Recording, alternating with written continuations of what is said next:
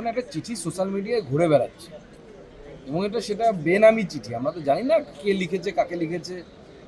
বাংলায় লেখা দেখলাম, হাতে লেখা দেখলাম। তো আমার তো মনে হচ্ছে পুরোটাই হচ্ছে গটআপ। মমতা বন্দ্যোপাধ্যায়, কুণাল ঘোষ এবং তার সাথেই অরূপ বিশ্বাস, যার উপর করা যায় না একদম বিশ্বাস, সেই তিনজন মিলে এসব করছে। আর দ্বিতীয় কথা হচ্ছে সব ইস্তফা ললিপপ দিয়ে কিছু হবে না।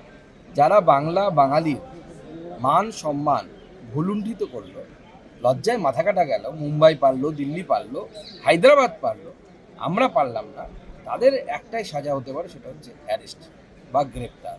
আর তার থেকেও বড় কথা, মুখ্যমন্ত্রীর পরিবারের লোকজন, কিশোর ব্যানার্জি, আকাশ ব্যানার্জি, ছোট ব্যানার্জি, বড় ব্যানার্জি, সব যে ঘিরে ধরে মেসিকে ছিল, যার জন্য জনগণ দেখতে পায়নি, বাংলার যারা মেসির ফ্যান, ফুটবলের ফ্যান, তারা দেখতে পাননি, তাদের বিরুদ্ধে কে ব্যবস্থা নেবে? তারা কোথায় ইস্তফা দেবে? তারা কি ব্যানার্জি পরিবার থেকে ইস্তফা দেবে, না কি ইস্তফা দেবে? মুখ্যমন্ত্রী কি ব্যবস্থা নেবেন তাদের?